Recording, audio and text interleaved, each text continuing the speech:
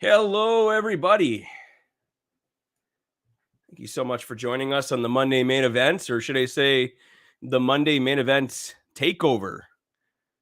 We're taking over for Barry Maguire this week while they are away on vacation, enjoying sunny weather and beaches and all that stuff. So for today, we decided to maybe do a panel discussion on joint ventures. It's something that's I was trying to think about like what Barry's been talking about recently and the different type of topics and discussions that they've been having, and what have they not done in a while? And decided that joint ventures would be a really good topic.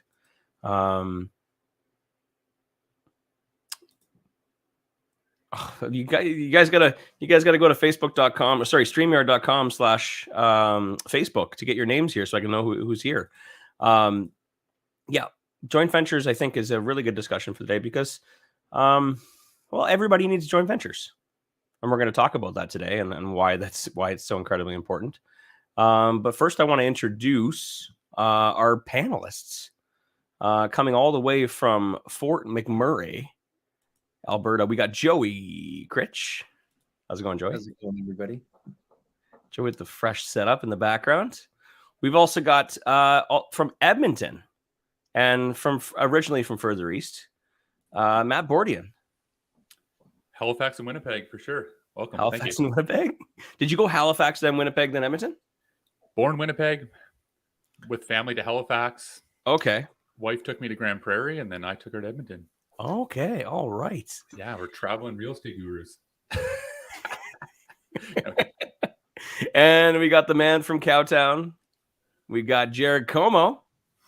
Howdy doody. Oh my! Just adjust that volume. Mic test. Ooh, nice coffee cup. Nice coffee cup. How's everybody doing today? You guys doing good? Doing good, man. Doing real good. Having a fantastic day. Coming off a really crazy, awesome weekend with the not only my meetup in Calgary, but also the basic training on Saturday. That was great. Mm-hmm. Great weekend. Yeah, it's been a full real estate weekend. Immersed in same thing down in Calgary on the web with everyone live with the boot camp, and it's been good. Wow. Who else we got here today? We got hey. Who's this cutie in the comments? Ooh. That's Taylor. That's my wife. I was gonna say that's Chasten. How's it going, Chasten?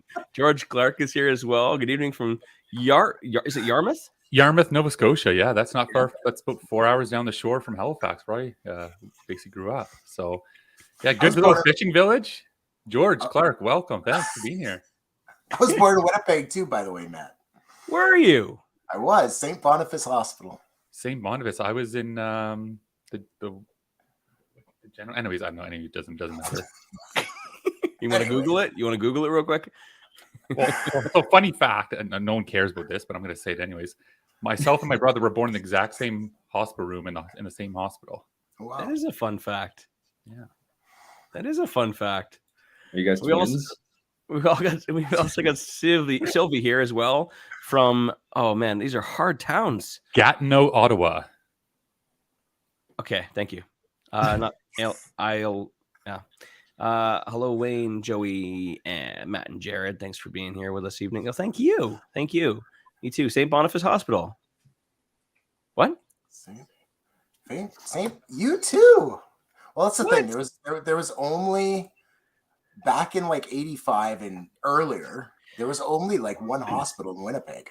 So, Matt, I wouldn't be surprised if you were born in St. Boniface Hospital. Victoria General, that's what it was. Well, then I stand corrected. Wow. Lobster fishing season is starting up in a couple weeks here for George. Sounds cold. It does. Atlantic Ocean's a lot warmer. Is it? This time of year, they get a late winter. Their winter doesn't really start till January, so. Good evening. Just joined the group, everyone. My name is Abby from Lethbridge. Well, thanks for joining the group. Normally, there's someone else here, but I'm covering. Like I said, today we're doing a takeover. for Barry Maguire, the Barry Maguire, while he's away on vacation. And if you guys got any questions about joint ventures today, make sure to put them in the comments. I did pull some questions, just kind of like out of my book, from just people who have reached out through coaching calls, through DMs and that type of stuff. Just some frequently asked questions. But if you guys got any questions about joint ventures and anything along those lines, or comments, feel free to put them in the comments down below, and we'll read them off for you. We got someone who just landed in Edmonton. You guys, who are you? I think that's Andrew Bowman. Is it? I think he just got home. Yeah. Okay. Are you keeping tabs on Andrew Bowman? I think he posted a story or a post. Like that. Yeah. Okay. Cool. Okay. So I'm gonna pick on Matt Bordian first, because Matt actually just did a presentation on joint ventures just this past weekend, and I think it'd be really good if you can start off with telling everybody what exactly a joint venture is, joint venture partnership. Yeah, so like basically the simplest, easiest description of what a joint venture is basically just two people coming together and using their skills as investors or non-investors to purchase an investment property. So typically, how it's broken down is one person is the money partner. Someone brings the mortgage, some brings the financing, any money, down payment, or maybe any work that needs to be done to the investment, and the other person is the working partner. So they bring maybe the deal, and then they manage the property, take care of the day-to-day tasks. They're like the title says, they're the working partner. So it's two people coming together with two different benefits to relationship, and you put them together to create a power team between the two of you. Interesting. It's a very good. It's straight out of Wikipedia. WikiLeaks. Yeah. I'm gonna bring it on over to Joey. Joey, why do you think why are joint venture partnerships so important, or why do people do them? They're important because you can't do everything alone.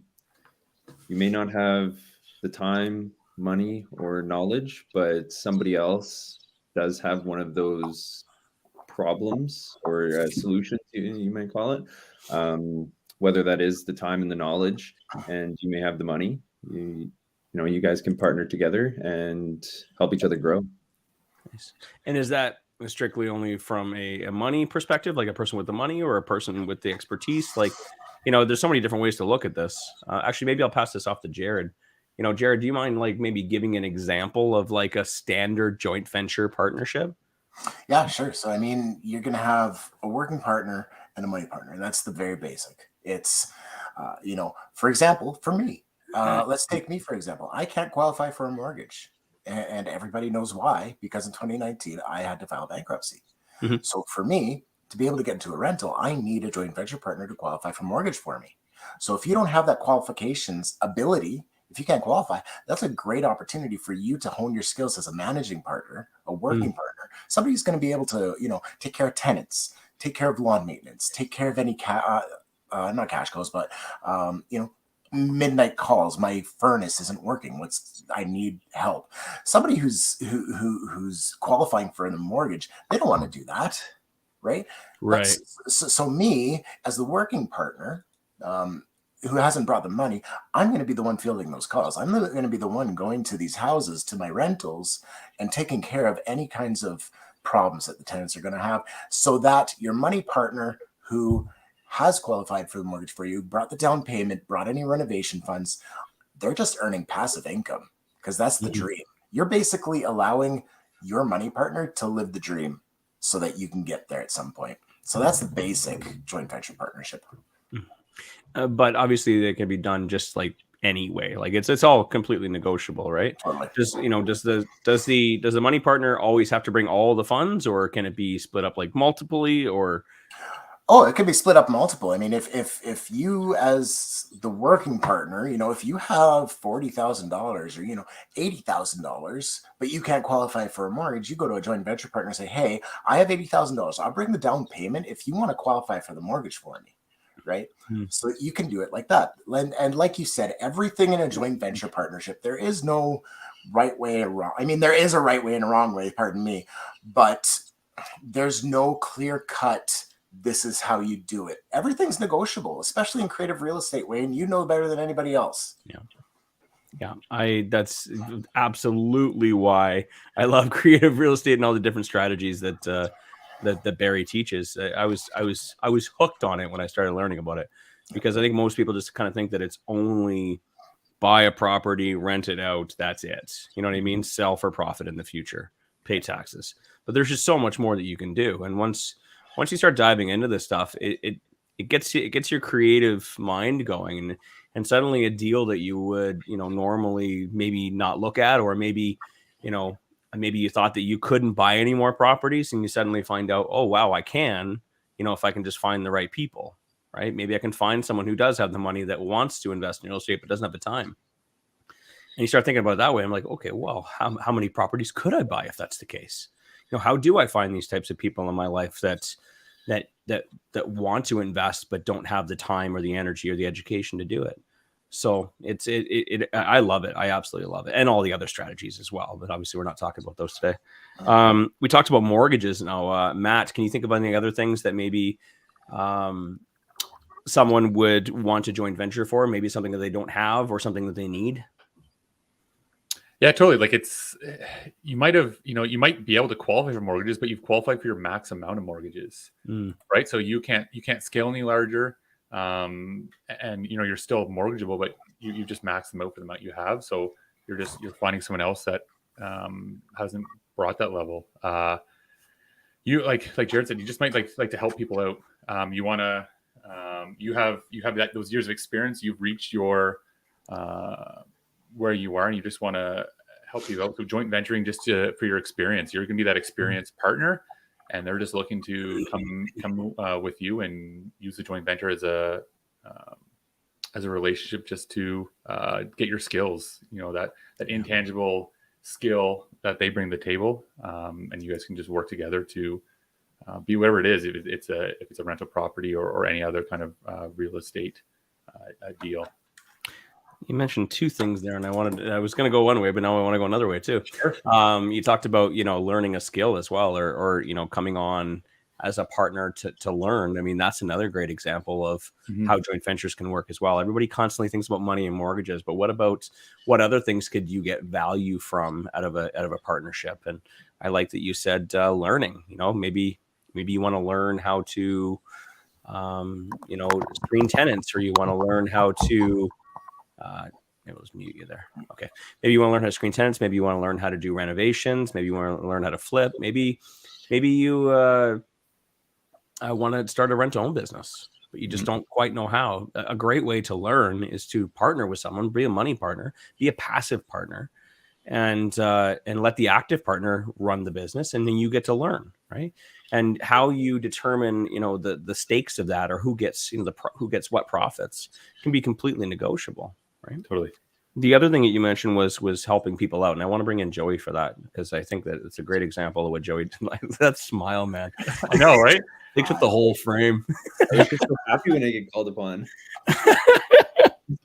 On the topic of helping people, that's, I thought about you because, that's you can just tell that, Joey's the type of person that wants to help. And also, I know that you've done deals with landlords who have properties already existing. And I don't know if you want to talk about this or not. I'm kind of putting you on the spot. Just say no and I'll stop and I'll move on. But you've also done partnerships with people that already have properties, but it's just too much, and they need some help. So you came in as a partner, as a working partner, in an already established rental property. Yeah. So I've kind of marketed myself to distressed landlords, distressed properties. So I'll go door knocking or whatever. But so we find somebody that's going through a troubled tenant, and they might not have the experience, or they might not have the systems in place, and we just try and solve their problems. So whether that's through seller financed or through joint ventures, and that's how I've gained all of mine, my rentals. so you went into those, you knocked on a door or you called a number with the intention of just about whatever is possible. Yeah. So you came prepared with a few different solutions in your holster or in the chamber, so that in the event that, you know, whatever solution you offer them, first you're like, they clearly have a problem, they need some help. You offer a solution, they say it doesn't work for them, but you have additional solutions that you can offer. Um, that problem solving solution provider thing, I love it. I think it's great, and you're coming from a place of just wanting to help, right? Genuinely wanting to help, and you're not too pushy. And that's done really well for you lately. Yeah. Yeah. So there was some two of the properties, they didn't have reserve properly built in place, and that added another issue when they were going through turnovers. There was a bad tenant and they couldn't pay for it, so we helped them out, and they helped us out by partnering with us on that. But yeah, we try and come with multiple different solutions, and we've just started taking cash flow, so it was a couple months, but it was good. Yeah, I love it because it's something that I did too, actually. And you know, I'm just like you. I'm a solution provider. Like I as entrepreneurs, we identify problems, and we try and find solutions, and then we sell those solutions, and that's just what we're good at. You know what I mean? We like shining a light on problems and offering solutions. And actually, I had a few agreement for sales that ended up turning into joint ventures. Now, obviously, make sure that you're doing things properly and you're staying out of the gray area.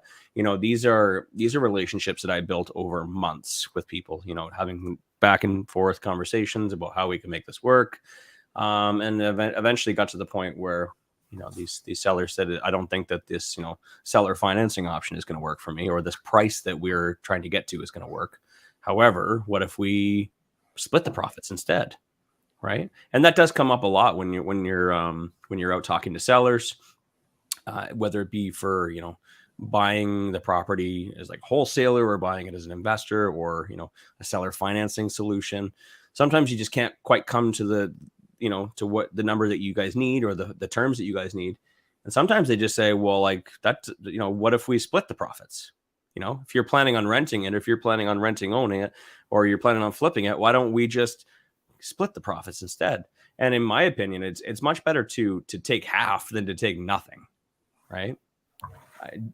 Jared, I know for a fact that, you know, you in the years that you've been doing wholesaling now, you've probably ran into one or two or 200 tired landlords. Man, so many. There's a lot. Yeah. And there's a great opportunity to joint venture with people that way. You know, if the thing is, you don't need to have a good joint ventureship. You don't need to not have a property. You can have a property with a tired landlord who's just like, I'm ready to sell this thing. Like, I'm done. Right. Whether it be bad tenants, inability to screen tenants properly, anything like that, give them a call. I mean, you don't even have to call them and be like, hey, I'm looking to buy houses. I mean, the conversation might start like that. And they're like, yeah, but I really like the idea of holding on to this property for another 5 years. I can't handle tenants. I hate tenants. Okay, well, how's this sound? You get all the equity that you built up from here out, but why don't you let me manage this for you? And instead of 10% of your rents for a property management company and absolutely decimating your cash flow, why don't I come on as a partner? We do a joint venture 50-50. That means 50% of the cash flow.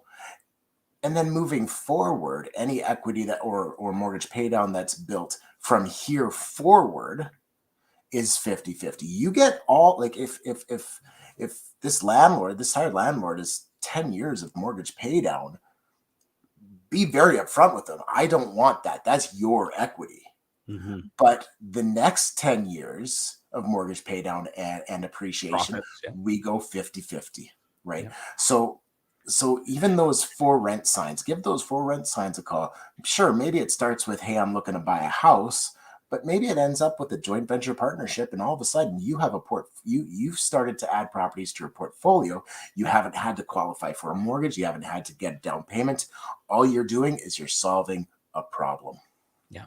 Be a solution provider. That's right. Barry McGuire says that all the time.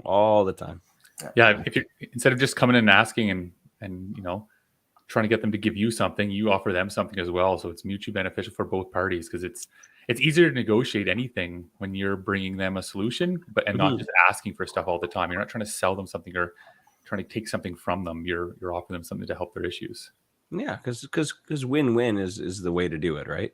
Yeah. If you guys can find a way to solve the problem that they have existing, and also that you can find some sort of benefit.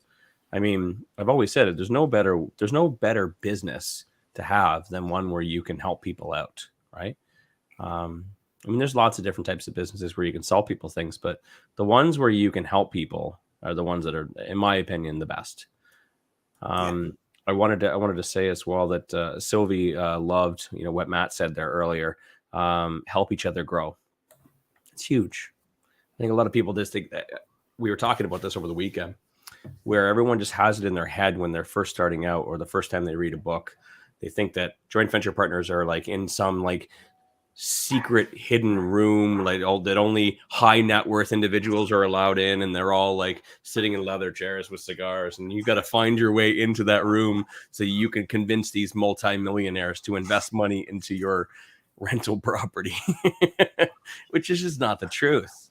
A lot of landlords are by accident landlords. Like they became a landlord by accident. They never wanted a rental property in the first place, right? They bought a single family house, and they couldn't downsize, or they're trying to downsize. They couldn't sell the place, and now it's like, oh hell, I can't cover 2 mortgages. Like, let's throw someone else in there. And then now it's like Jared said, they didn't know how to properly vet their tenants, or like Joey mentioned, they didn't have a proper reserve. So all of a sudden their furnace goes, and now it's like, I got to replace our furnace now. Like, and now it's not cash flowing because interest rates are up. Like, if now is not the time to become a working joint venture partner with people that have issues, it's the time to, like Joey said, go door knock and offer those solutions. Those, be a valuable joint venture partner. There's no shortage of them. I promise you, there's absolutely no shortage of those opportunities. There's not that many sophisticated real estate investors in Canada. I mean, if you look, there's probably hundreds, thousands. But like, if you think about how many people in the world and how many rental properties there are, like, not many are actually, educated, and a lot of them, like you said, are by accident, or they had a home and they moved in with their husband, and they kept the previous home, they rented out, and it's negative cash flow. And I mean, just listen to the stories in landlord groups, or read the articles in the newspaper. Look at all these horrible stories. These are not stories coming from people who have taken a landlord course. Okay. These are stories from people who've just like figured it out. Right. Or I had a rental property. I lost $50,000. That's the kind of stories that you hear. So, I mean, there's lots of opportunities to help people. And most people don't know that there is an option or a solution. They don't know that there's, someone out there that could help them, or they don't know that, there's courses. And in a lot of cases, I'm sure, Joey's probably had a million conversations, but he's probably helped like 990,000 people out as well. Right. Say, hey, I don't have to partner with you, but here's the information. Here's how to do it. And that's the same thing I did. I'm like, hey, if I can't help you, I'm sorry, but feel free to shoot me a message if you ever have any questions. I don't mind. Like, I don't want to see you ruined. Right. Well, and a lot of people, you touched on it this, I think this morning on the morning show, or it was last week, at being a joint venture partner versus having a property management company, there's some skin in the game, right? What, like, if the place isn't filled, what's the big deal? Or if it just throw a tenant in there to get the place filled. Well, is it the most appropriate tenant that you want in there? There's a number of things, like just everything. You're doing your monthly check, your every 3-month checks, your quarterly checks on the property as a joint venture partner. How many property management companies are doing that as part of their 10% fee? Or are they that motivated at turnover to really get a person in the next month when the tenant's out? Or are they just waiting and we'll post it once it's empty and it's clean? It's so much easier doing this. Get someone that's motivated because they want that cash flow just as bad as you do, because it's your property, right? So There's no better way. And you ran the numbers, so everyone look back on the podcast. You can hear those numbers run, and it's significant. The difference between giving up 50% and paying a property manager 15%. Oh, it's actually quite close if you think about it. That's what I mean. But like, and you think of everything along the lines of having, you're not paying that tenant placement fees. You're not paying that extra. You're not paying necessarily a handyman to show by. Joey probably knows how to replace a light switch or a light fixture. You're not paying someone to go by and do that all the time. So there's a lot of extras that people don't see. They just think it's that 10% management fee, but there's and the pluses, and look at that full cost. Yeah. I always hate it when people send me the DM. They're like, hey, how much should I be paying for property management? And we're like, 10 to 15%. And they're like, well, this person says this. And I always want to like tell them, I always want to tell people like how much it actually costs, but I also don't want to be a negative person. Yeah, it's a lot of extra fees, for all the little things. And at the same time, I did see a question there from Facebook user. Yeah. How the last one, what makes it that one. And to take a quick example, let's say, for example, you have a property that's cash flowing $400 a month, and the rents are $3,300. If you're paying 15% on $3,300, it's $480. All of a sudden, why did you choose such a random number? I'm like, he's shooting himself in the foot. Why are you choosing 3,300 with 15%? Just random numbers. Go ahead. Sorry, I cut you off. I'm like, I'm a guy that brings up numbers and numbers examples all the time, and you chose like a very complicated one. So okay, because I ran numbers at a $3,300 rent. Okay. So at 15%, even at 10%, you're paying $330 a month. And if you're only cash flowing $330 a month, all of a sudden you're negative. You're not negative. You're zero. You're $0 in cash flow. Whereas if you get somebody to manage the property for you and do 50-50, you're not, because that property management, that's an expense. That money's gone. Yeah. Right? Whereas if you do a 50-50 joint ventureship and you have a working partner, you still get to keep that 10%. Mm-hmm. You just take that $300 of positive cash flow, split it in half, 150. You're still making money while the property is being managed. Yeah, absolutely. And you gave an example of where people who have cash flow. Now, most of these rental properties with accidental landlords do not have cash flow, even with the good interest rates. They did not have cash flow. So that's one of the biggest things that I really want to hire a property manager, but it means I have to pay another $400 and some odd out of my pocket every month. And if this thing's just bleeding me, and the furnace just went last night, and I had to pay $700 for a new igniter, and it's just like, it's one thing after another. This is what causes people to like just hand the keys back to the bank or to sell it at a loss. And those are the type of people that you hear all those stories about. Like, I had a rental property, it was a terrible idea. Hey, but they just don't know what they don't know. So in those situations where they don't have much cash flow, the fact that you're going to come in and manage the property as a working partner for free up front, and you're not taking a fee every month, then yeah, that's going to help their cash flow problem. And exactly. Yeah, I have done the math, and the math is very similar. One of the other things I love about that example, or just any joint venture in general, so when someone says, well, like, how do I know you're going to do it? Or how do I, what if you don't do a good job? I love the line, I don't make money if you don't make money. And I am not committing to 10 years of dealing with this crap for free. I don't leave the house. I don't play on my phone and ignore my kid for free. It costs something. And that is the profits that we are going to have in 10 years from now. I'm not getting paid for 10 years. So I'm not going to slip up for 5 minutes. I got to make sure this thing is well oiled and runs well, and to make sure that this thing makes me money in a few years, because this money that I'm going to be receiving in a few years. It's not going to be my income, right? This is going to be something that like is going to go into my portfolio, into new investments, or it's going to pay for my kids' education, or it's going to be for my retirement. This actually means something to me, right? So I have to make money. And if I make money, then you make money. So I have an equitable interest to make sure that it actually works. Otherwise, I wouldn't waste my time.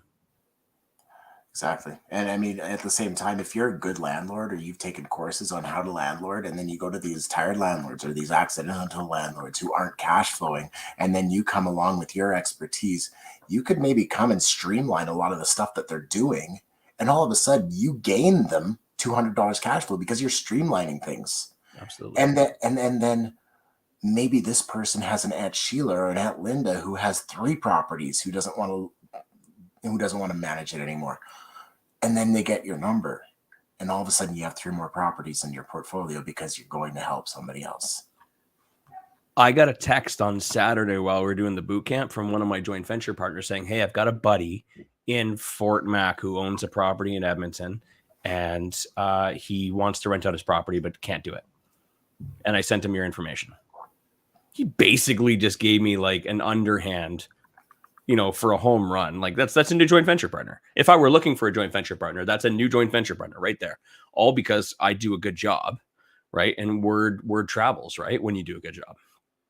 You never know if they got an Aunt Linda. Yeah, you're right. You're absolutely right. You never know.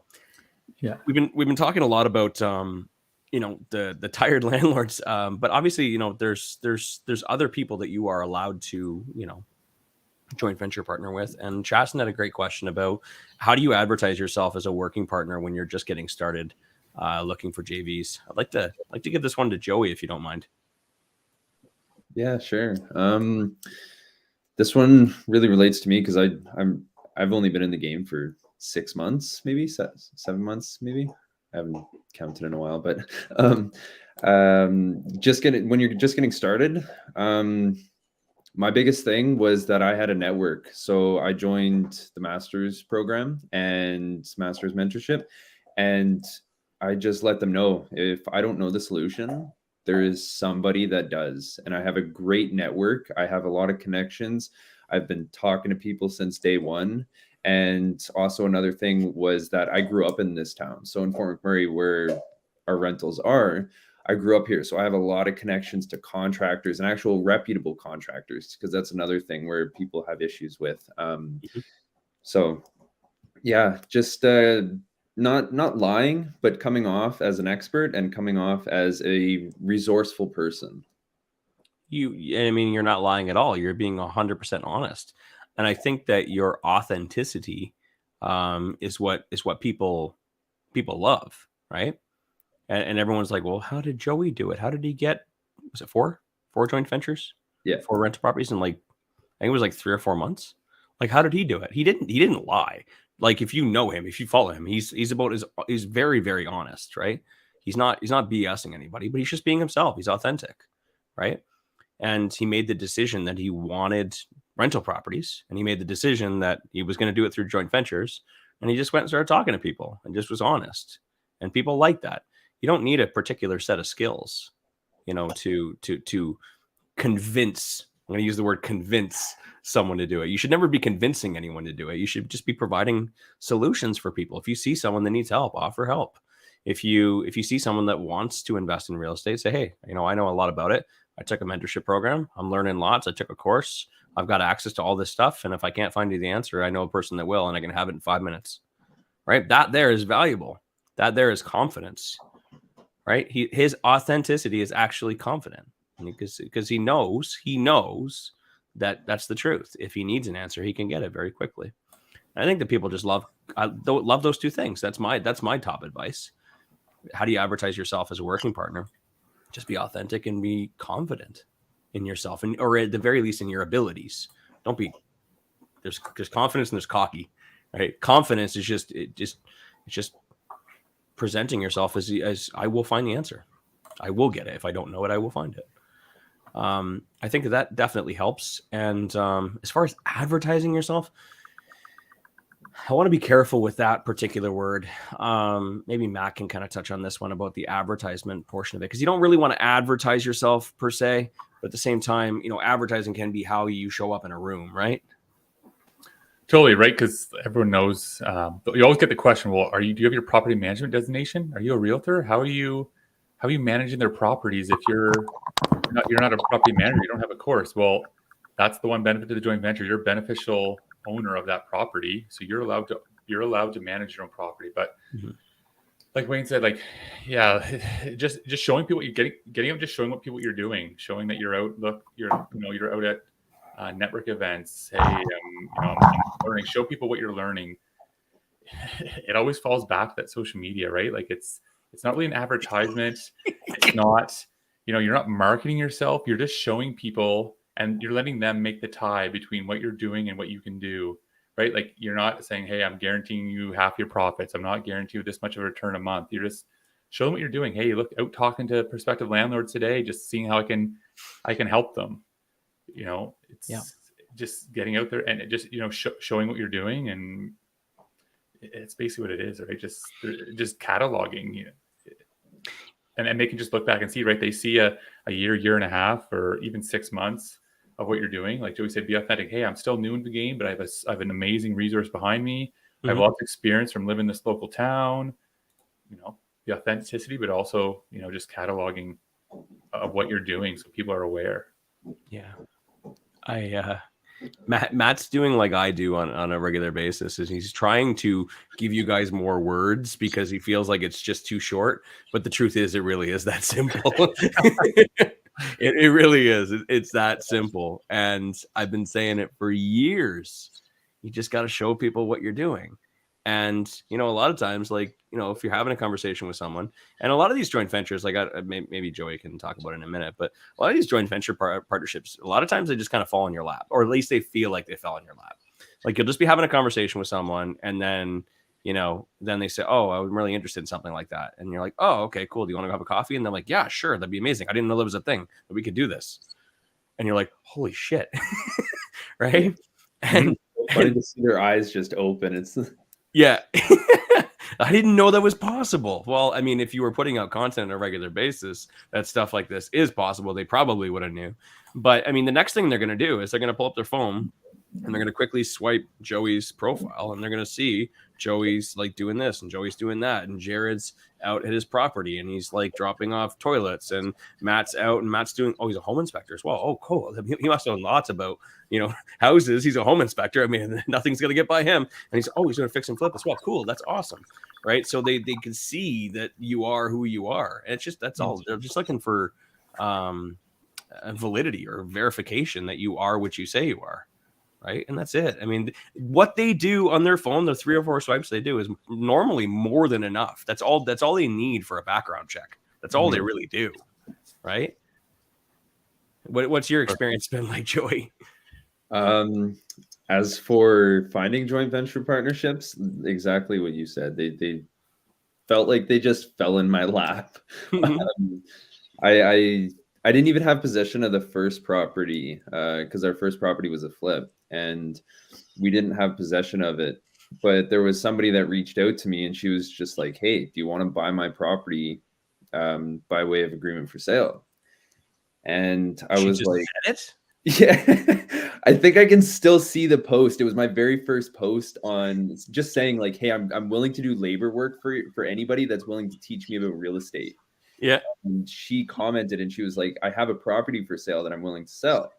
And at this point I knew nothing about it. And I was just like, you know what, I'll do it, but I gotta learn a little bit about it. And it was taking a while. It was a couple months. And so we just ended up partnering on the property. It just made it better for both parties. Yeah. But then same thing with the second one. It was just, my realtor reached out and said, hey, I have a friend that's needs a walkthrough done, but I can't do it. I'm a realtor. Can you do it for him? Yeah. And we ended up partnering on the property. It just fell in my lap. It was pretty cool. It does really fall in your lap. It's so hard to explain to people. But the only way to really to get yourself those opportunities is to put yourself out there. Right? If you don't put yourself out there, then it doesn't happen. Put it into regular conversation. Literally, like, you're just, what did you do in the weekend? Oh, like Saturday, I attended sort of boot camp, just learning some of the basics of, about real estate, went to a meetup on Saturday, and then, just, at supper time, listened to, a Facebook Live about joint ventures. So, I'm really just, just really passionate about it, and just, bring it into conversation of what you've done, right? Everyone asks at the office, Monday morning, hey, how was your weekend? Guess what I did? I was thinking about buying a rental property actually, but you know what? I really don't want to manage tenants. I have some money from my house. Yeah. That's your free, like Joey, that happened to me last week. That happened to me today. The same conversation. Just because I was just talking about a guy I haven't talked to in a while. Hey, Matt, how's it going? We haven't chatted in a while. What's going on? I've been trying to work a lot of side jobs, get some extra money on the side. I'm really not sure what to do, but the wife and I really think we want to get into a rental property. Yeah. And that spun an hour conversation. Wow. I had mentioned this to because Matt, you shared a very similar story on Saturday, and when you have those conversations with people, or when someone asks you about real estate, I mean, you are the one person in their life that they know who understands real estate, aside from like their aunt who's a realtor. Like, you are the one real estate investor. You're the one person that they know. And at the even if you've taken a course or you're watching this Facebook Live, you already know more than 99% of people, and because there's not that many investors. And you feel like there is, because if you're surrounding yourself with them all the time, you feel like everyone's an investor. But you look around your circles and it's like, wait, how many other people actually here are investing in real estate? And you start doing the count, and like you said, you're the only one. But it feels daunting, because sometimes when you surround yourself with real estate investors all the time, you think that everyone out there is. So you just have to get past that idea that you're that expert, or you're that, like you said, you've taken one weekend course with them. You know a lot more than they do. So have that confidence in what you know to be able to have those conversations and talk about it. And don't bullshit, don't lie to them, like you said. Be honest, or tell them you'll find the information for them. But you're that resource that can find that for them, versus them using the old bad world of Google. Yeah, absolutely. Right? Yeah, like Matt said, don't start walking around with watermelons underneath your arms like you're just some big, hot shot. No, I mean, like, still be humble and be helpful. And that was my whole thing for the first 5 years. Like, I'm just going to help people as much as possible. And it was kind of two-pronged. I mean, one, I'm just trying to help people because I think it's a really great idea. And I figured that if of the out of 100 people, 99 people are probably going to just like take my information, whether use it, don't use it, whatever. But there's always going to be that one person that's going to be like, yeah, but can you do it for me? Right. And it was worth putting in the legwork. It was worth putting in the legwork, just like helping people constantly. The other side of that fork was that, like, I also wanted to show people that I knew what I was talking about, rather than just like being a boaster or a know-it-all. So just going out there and putting lots of content out, taking the time to answer people's questions when they have them, being a resource in landlord groups is like an amazing opportunity right there. Think about how many amateur landlords are in there. Just being a resource and like showing them where to find the answer in the Residential Tenancy Act, or how to, maybe offering some advice about how to go about a conversation or an email or something like that. Just helping. You put that energy out there, something always comes back. And it comes from the least likely place that you'll ever assume. You're going to put all your energy into like your newsletter and your website and all this other baloney stuff. And then someone's just going to come off the street, when you're getting your prescription filled, and the pharmacist says, well, wait a second, what do you do for work? Like, I'm a real estate investor. Oh, I was wondering, like, how are you here during the day? You didn't look that sick. Like, yeah, I'm a real estate investor. I just work from home. What? I remember when I got my vaccine. One of my vaccines, the guy was giving me the COVID vaccine, and he said, he was asking what I do. He's like, oh, you're off work early. And I'm like, oh, I work from home. What? What do you do? Real estate investing.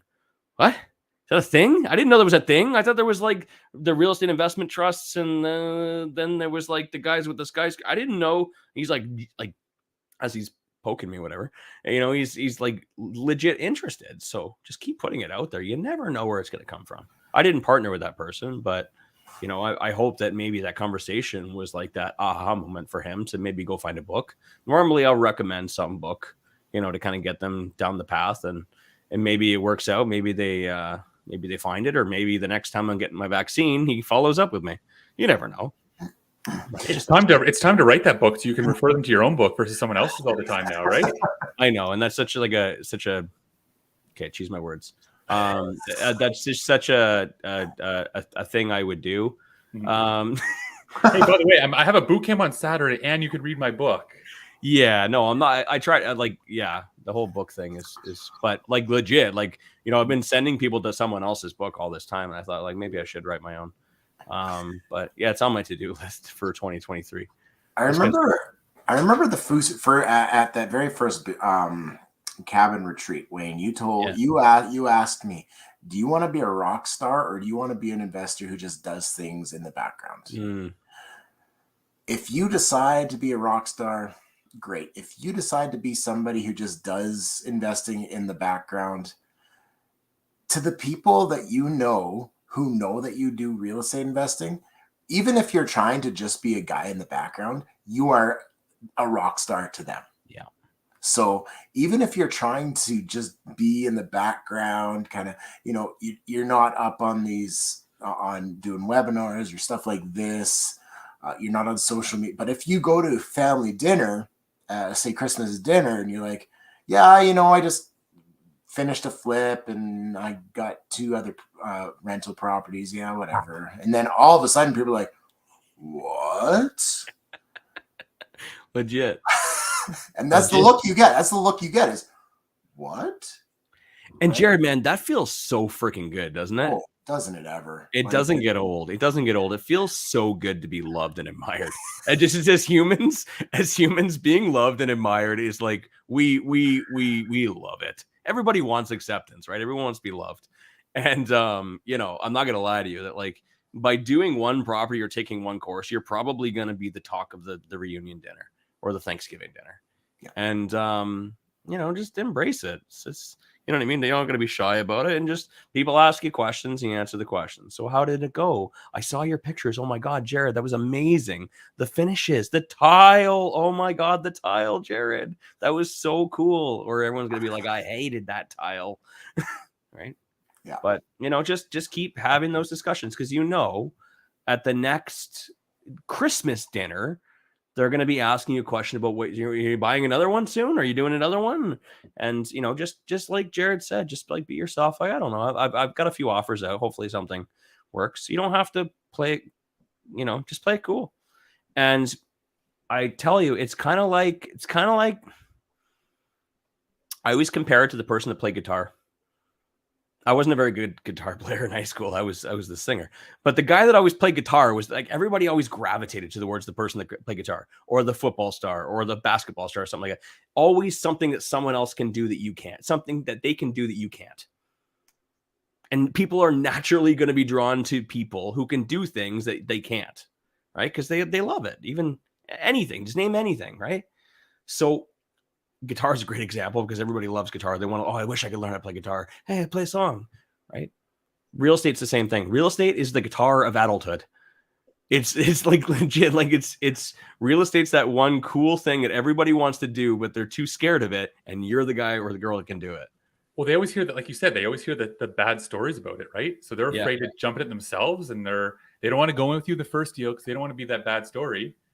They're just sitting in the wings, watching you get your feet wet, see what happens. And then all of a sudden, when you're doing 2, you're on 3 and 4, and they're like, oh, they're coming to approach you, and they want to be with you, and they're gravitating to you because of what they see you can do. That, man, I wish I could do that forever. And look, Jared and Joey are doing that, and I want to go see how they can do that for me, right? Like, oh, I got some money now, and let's buy that rental party with Jared. And that's like a lot of people think, especially like family members, are like, and Wayne talked about it at the basic training, is I remember Jared, he was knee high to a grasshopper. I remember you picking your nose and eating it kind of thing. And now you're running a bit. Like, people think real estate investing, they instantly, it's just by human nature, they think, Warren Buffett, Grant Cardone, Lamborghinis and mansions. They don't think that you can be a real estate investor and wear jeans and a t-shirt all day driving a RAV4,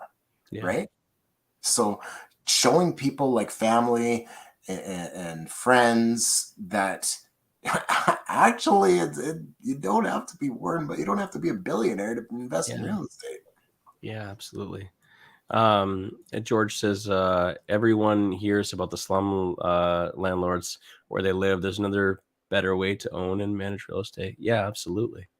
And what we're getting around here with the whole family thing is that like there is more than enough money within your friends and family circles, and it's the most legitimate way to go about doing it, right? As far as the rules go, because you don't want to be advertising to the public unless they're accredited investors. It's so much easier. I'm going to use that word again, convince, which I don't like using.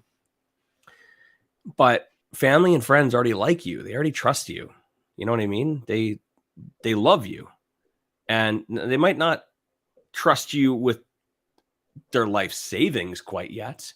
But that's, you know, what we're talking about right now, is that just like be yourself and share what it is that you're doing. Don't shove it down their throat and don't spam them with newsletters.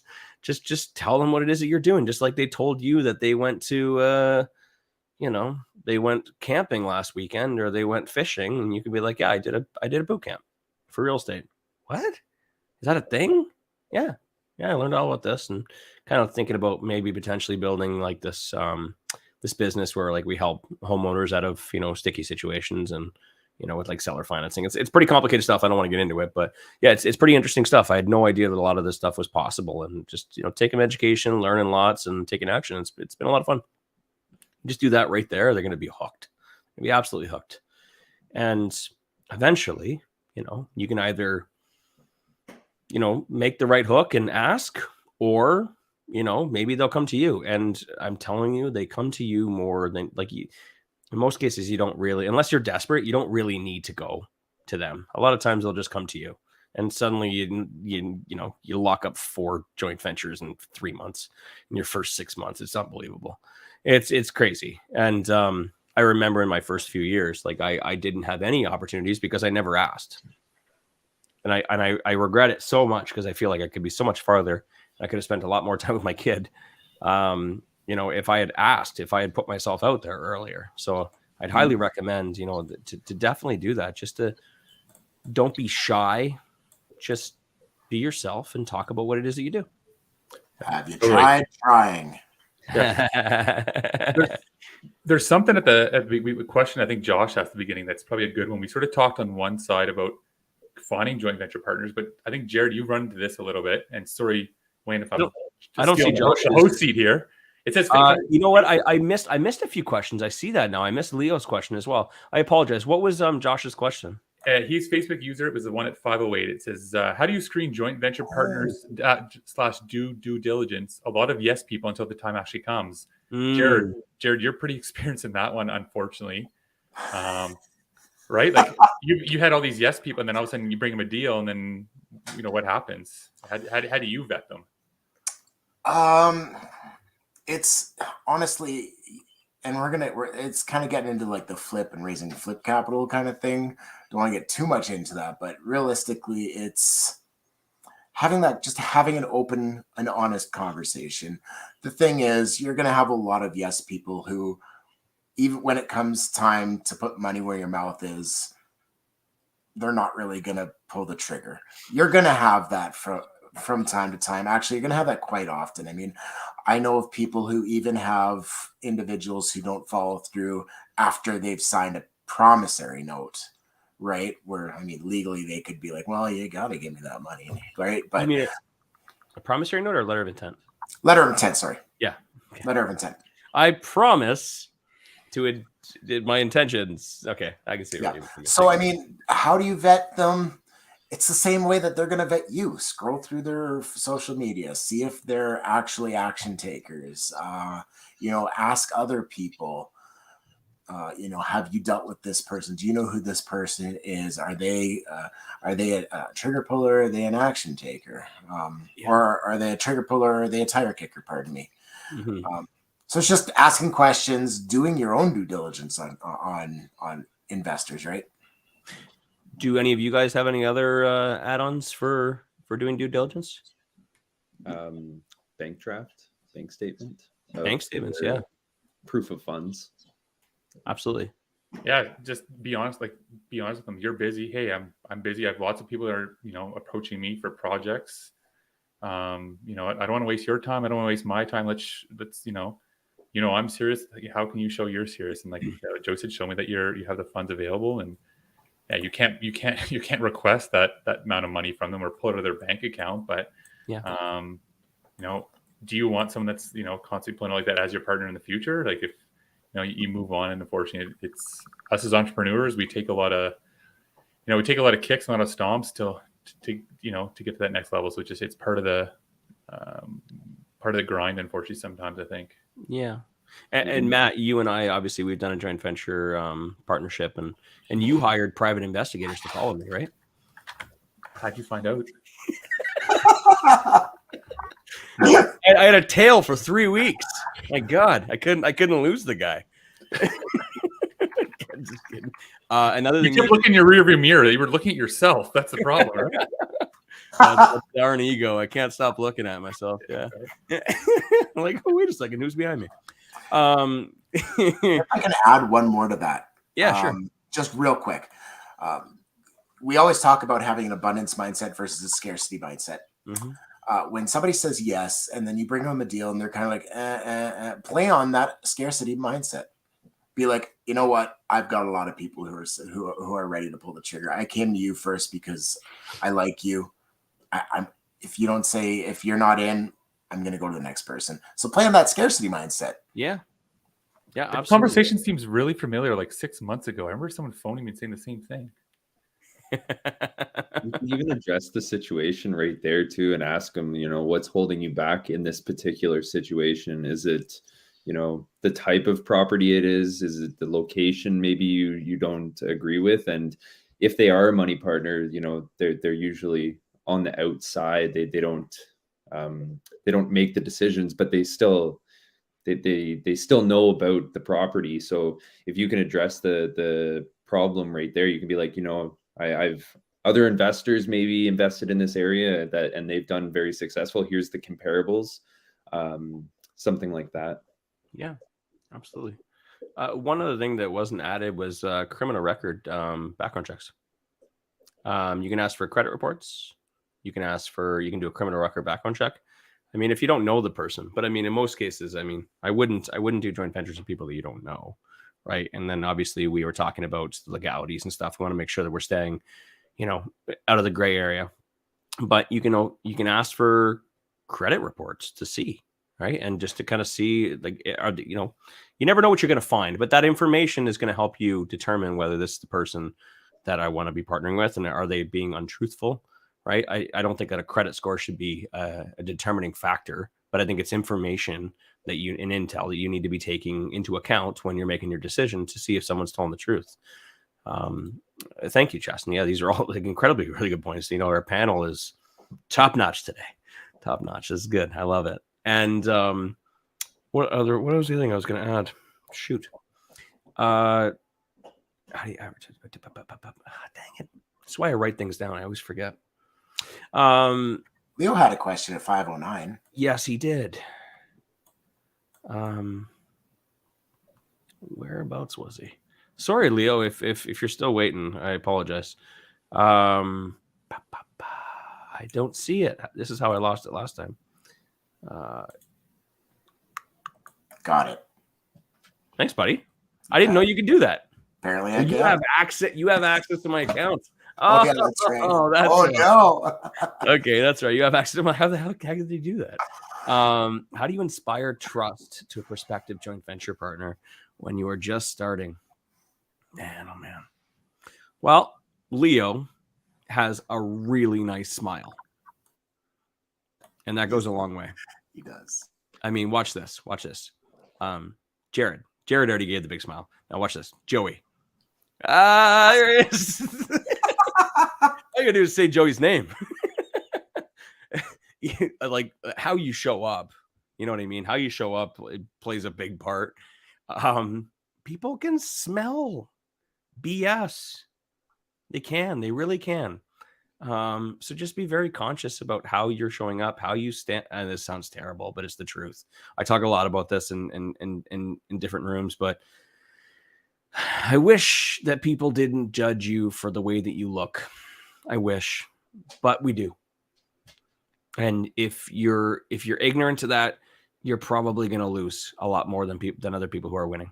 So you have to be conscious of that. You have to be conscious of what you're wearing, what you're driving, how you're walking, how fast you're talking. I talk very fast. You have to think about all these different things, and your smile, and your ability to listen and not talk. You need to make the other person feel comfortable with you. And that might mean that you might have to spend a little bit of time with that person, getting to know them, to see what it is that makes them feel comfortable. Because if you come on too hard, maybe that pushes them back. But if you come on too soft, it seems as if you're not confident. So I would really do your research on your prospective JV partner and just really think about this. Is, you know what this is? This is sales. This is 100% sales, right, Joey? It's the truth. It's sales. I wish it weren't, but it's sales. I hate sales. And it could take months as well. Like for partners, or, you know, we touched on landlords at the beginning. It could be months that you're following up with that person. There was somebody that I just reached out to a couple days ago, and this was maybe one of the first people that I've talked to, and they just said, and when I followed up with them, they were like, "Hey, actually, I was just about to read your email that you initially sent," and you know, we're actually looking at their property now more in depth and talking about it more. So it's it could take a long time. Yeah, absolutely. And the key point that, you know, you said, Wayne, too, just being a good listener. Sometimes if you're just trying to push your points across and you have that script that you just want to tell them to get that, you know, get them as a joint venture, you might miss that that key antidote of why they are in the situation they're in or why they want you. Right? If you're trying to push your agenda on them the whole time, you might miss their agenda of why they're talking to you or what they're trying to say. Yeah. So again, being that good listener is getting all those facts and or what they're saying first before you jump in and want to say what you want to say. Absolutely. That's it. I that is one thing I struggle with so much. I just said a minute ago that I'm a big talker. I can't stop talking. And I go to some meetings and Gabby looks at me. She's like, Wayne, you just need to stop talking. You talk way too much. Because you want to tell everybody why you're right. You want to tell everybody the million reasons why this is right for them. Because you already thought about it. And you guys, you know, I'm sure you same thing. Before you go to this meeting, you have a million reasons why this person needs to do this. Because you wanted to come prepared. And you just start hitting them with all the reasons when you should be listening. Yeah. You just should be listening. And just ask them, why do you want to do this? Another really good way of building that trust with potential joint venture partners is show these joint venture partners, show the world that you are investing in yourself before you're investing in. You're buying all of Barry McGuire's home study kits. 100%. Show people that you're studying all these creative strategies. If you can show them that you're investing in yourself to make sure that other people's investments are safe with you, that speaks volumes. That's all they're really looking for. If they've decided to come to a meeting with you, they've already made the decision that they want to. They're just looking for some assurance. They're meeting with you because they want assurance. Give them the assurance that they need. And sometimes that's, you know, things that you can do proactively, like, you know, like we said, the whole social media thing. Just like social media is a giant billboard that everyone scrolls through 19 hours a day. That's why it's the best place to advertise or the best place to show people things, aside from like dancing outside their window with a sign. You know what I mean? Like this is what they're looking at all day. So you might as well show them. And they're just looking for that assurance. And then they meet with you. They're going to ask you a couple questions. I don't think they want you to sell them at the meeting. I think what they want is they want to ask their questions. And you need to listen. And if they don't ask any questions, obviously be prepared with all the reasons why they should. But in my experience, I talk too much in my meetings with joint venture partners when I should just be listening to what it is that they think. One last thing I want to add in is that a lot of people don't want to hear why you're right. They want to feel right? So give them the opportunity to be right. Agree with them. If they think it's risky, you know, right now it's risky. Absolutely, you're right. There is a lot of risk. Now we've put a lot of things, a lot of measures in place to make sure that we mitigate that risk. Would you like me to explain a few of them? Yes, I would like you to explain a few of them. Okay, here's what we've done. We've increased cash reserves by 25%. We only buy properties that have this much cash flow. Okay. So what that means is we're probably going to need to put an extra 2% down on the purchase just to make sure that the mortgage payments are just a little bit lower. So we have good, healthy cash flow, a good reserve fund in place. So that way, if anything ever happens, if rents happen to go down in the next 3, 4 months, 6 months, whatever, 3 years, we're covered. And if interest rates continue to go up again, we're going to be locked into a fixed rate. I know we're locking into a high 6% right now, and I know it doesn't look all that great, but hopefully in a few years, we can refinance the property, drop it down to, you know, whatever the interest rate is when it drops, once we refinance, and then the cash flow will increase. But for right now, you know, for me, I want to take advantage of this amazing opportunity in the market because no one's buying and all the prices are going down. This will be in, like, when we look back in 5 years, everyone's going to be saying, I wish I would have bought today.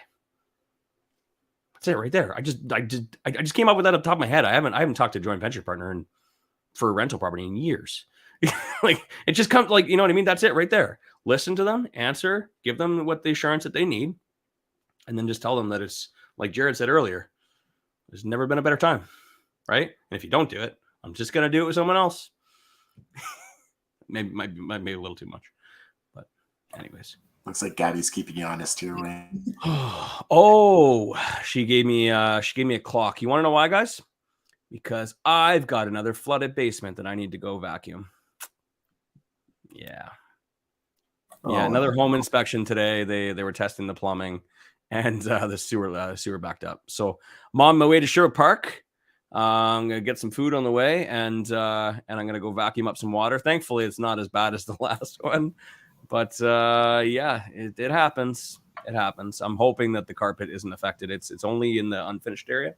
So hoping that the carpet's not affected. And we'll get that fixed up. And hopefully this person actually removes conditions. So if you could all maybe say a little prayer for me, that would be lovely. Oh,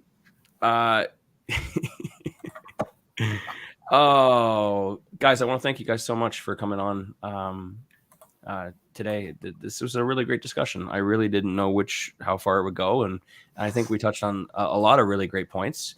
I think that if I were to value it, I'd say that this hour is probably worth about $299. Legit. I think this is one of those ones that a lot of investors should go back and re-listen to. And you can find it here on Barry's Facebook group. You can find it on the YouTube channel as well. There's some really good nuggets in here. And I think that if you re-listen to a few of these spots a couple times, something might click, and hopefully you guys take some action from it. That's ultimately what we want, right? That's why we're here today, to help you guys out. Yeah. Okay, Matt, Jared, Joey, thank you so much again. Thank you everybody else for tuning in today. Hope you guys have an awesome Monday. Thanks, guys. Great week. Have a great night.